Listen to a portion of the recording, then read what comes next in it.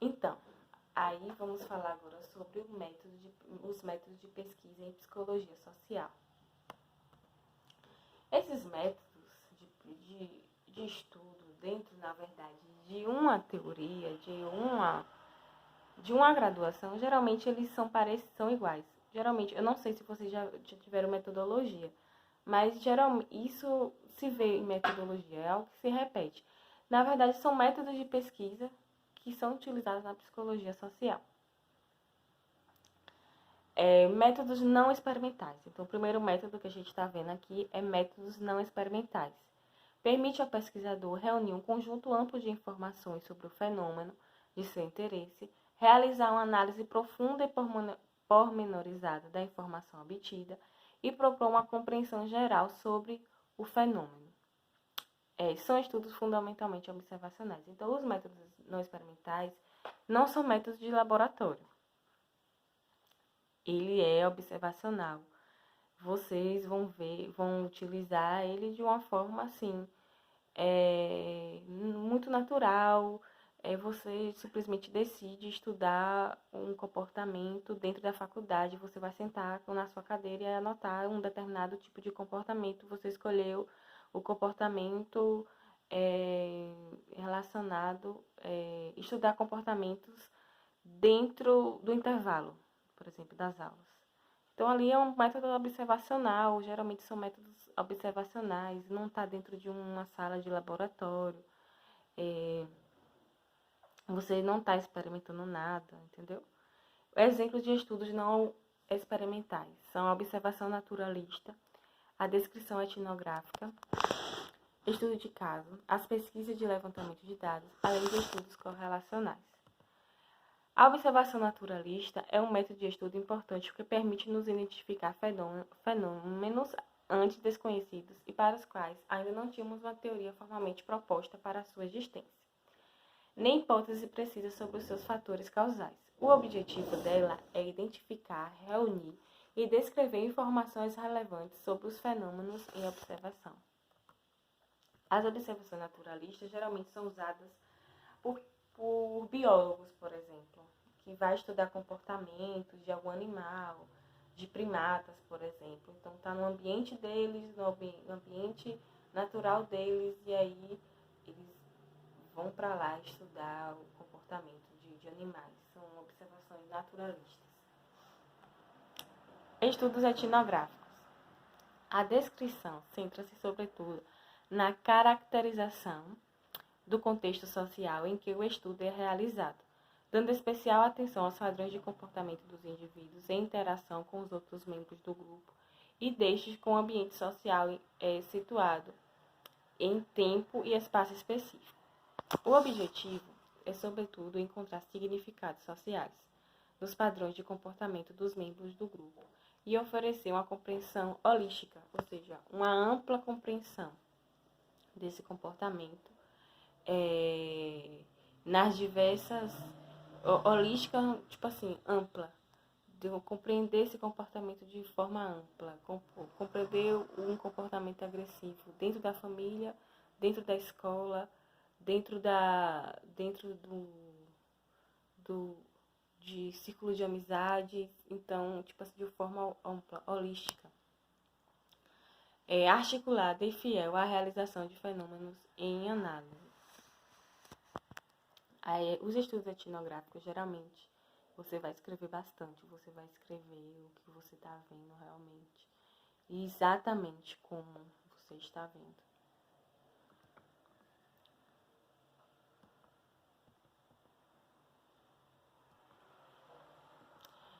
A compreensão holística geralmente está ligada, por exemplo, comportamento holístico, compreensão holística. Então, você vai compreender esse comportamento de forma biológica, social, psicológica, ou seja, ter uma amplitude, abrir um leque sobre o comportamento. Estudo de casos pode ser um estudo dos eventos que ocorrem na vida de um indivíduo, de um grupo de indivíduos, de uma empresa.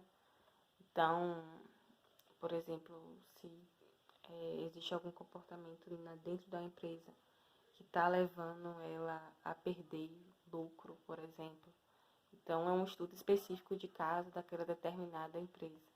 A sua característica principal é a análise de um fenômeno singular, observado em situações reais da vida cotidiana do caso em estudo.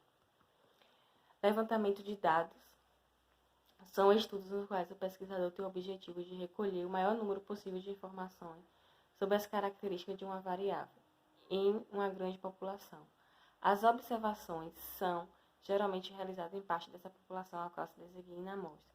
Levantamento de dados, geralmente, a gente pode ver isso quando, por exemplo, você quer saber sobre a opinião do pessoal sobre aborto, por exemplo. Então, aí você vai levantar um determinado bairro de Riachão, o que aquele bairro acha, se ele concorda ou discorda, por exemplo. Então, você está levantando dados para saber se tantos por cento daquela população concorda ou discorda.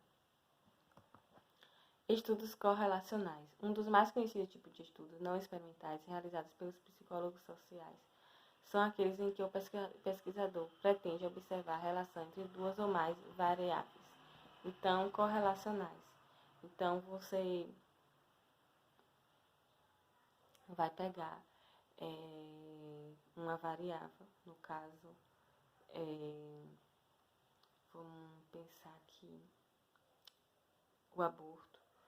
E aí você vai, vou estudar o aborto só. Mas aí você quer estudar a opinião do aborto em idosos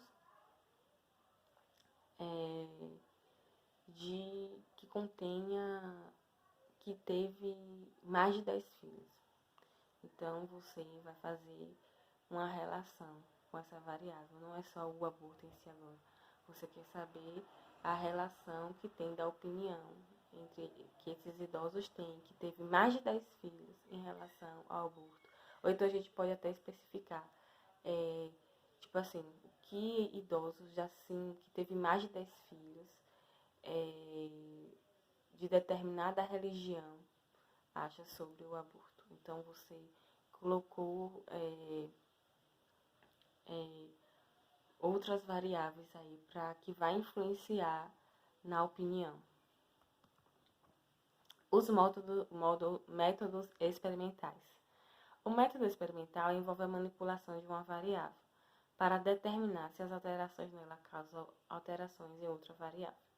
Este método baseia-se em métodos controlados, a atribuição aleatória e a manipulação de variáveis para testar uma hipótese.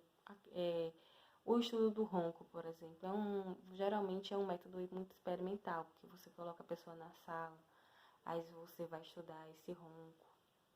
Como geralmente são pessoas que têm apneia de sono, que fazem isso na verdade é um exame. E porque ali você tem todo um controle das variáveis, das influências em relação à pessoa, né?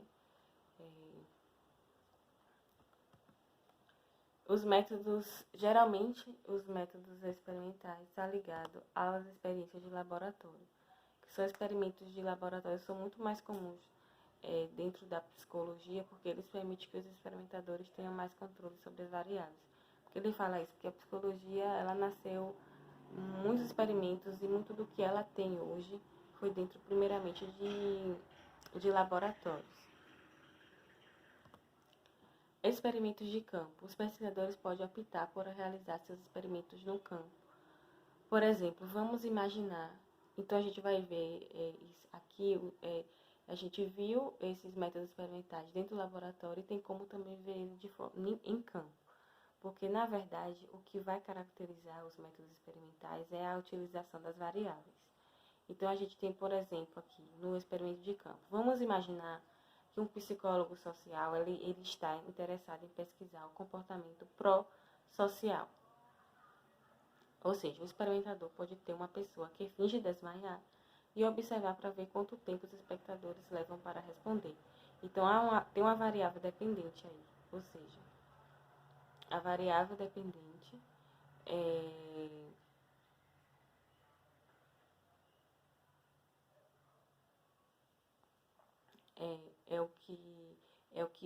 é o que depende, né? Então, ele quer o quê? É o comportamento pró-social. Esse comportamento social depende do que da variável independente, que é o quanto tempo os espectadores levam para responder. Então, ela é independente. E geralmente, essa variável independente, ela pode ser manipulada. Então, por exemplo, você pode ver quanto tempo os espectadores levam para responder. Mas depois você determina um tempo, por exemplo. Você vai ver dentro de 10 minutos quem é que vai responder ao desmaio da pessoa. Entendeu? A fim de entender como o método experimental na psicologia funciona, há alguns termos-chave que você deve entender. A variável independente é a que o experimentador manipula. Esta variável é assumida por causa algum tipo de efeito, essa variável é assumida por causar algum tipo de efeito sobre a outra variável. Então, por exemplo, se um pesquisador estava investigando como o sono influencia as notas na prova, a quantidade de sono de um indivíduo seria a variável independente. Então, a gente tem a variável também dependente, que sofre o efeito que o experimentador quer medir.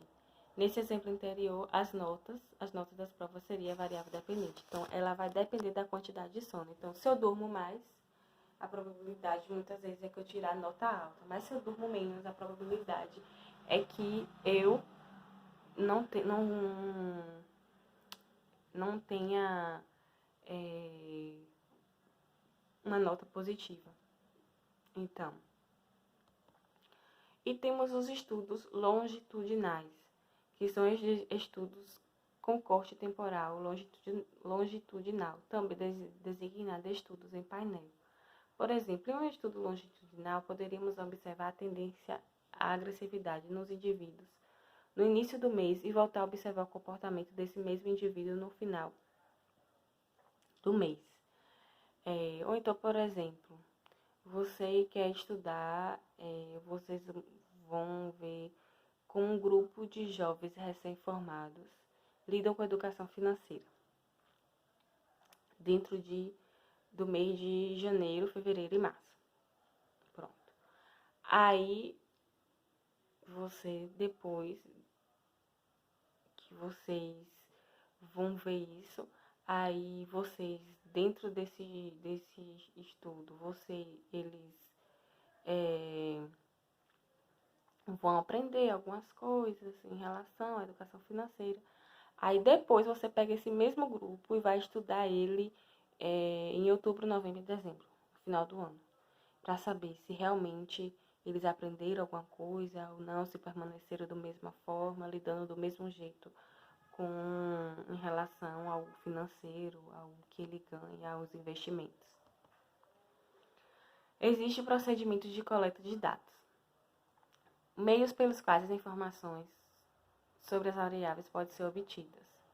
São técnicas e instrumentos que são a observação direta de comportamentos, a entrevista estruturada, semi-estruturada e não estruturada. As medidas de autorrelato, normalmente obtidas pelo meio do questionário, ou seja, os procedimentos de coleta de dados é como você vai coletar os dados de determinados experimentos, de determinadas pesquisas de campo.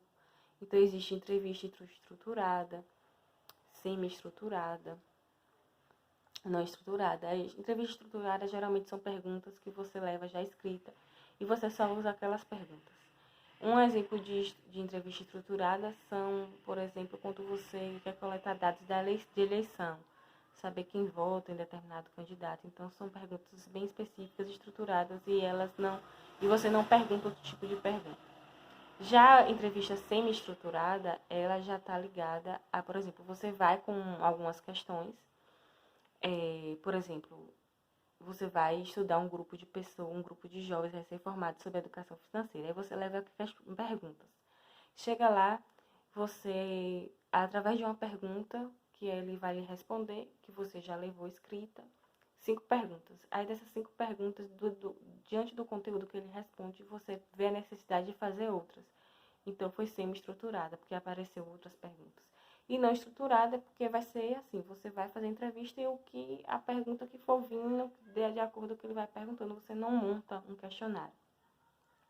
Medida de autorrelato, a pessoa fazer um autorrelato, normalmente é obtida por meio de de questionários. Você pode montar um questionário e a pessoa fazer um autorrelato com base em perguntas. E dentro dos procedimentos de coleta, a gente tem que ter desculpa, gente. A validade e a fiabilidade. A validade indica se o instrumento mede o que se propõe medir. Então, essas perguntas, elas realmente vão lhe dar o que você quer de resposta? A fiabilidade indica em que medida o instrumento é preciso.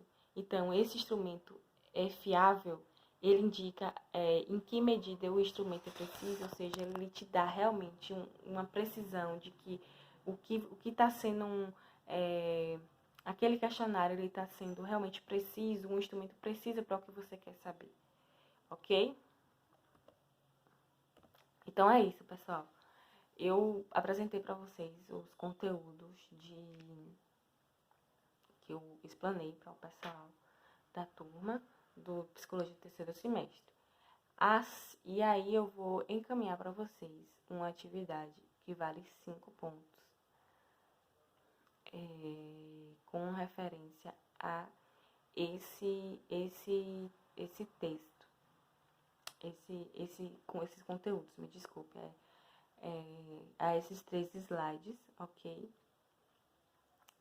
Bem como existe um fichamento de um texto que fala sobre a evolução e a história da psicologia social do primeiro slide. Existe também esse fichamento de citação direta que vocês têm que fazer, ok? Obrigada.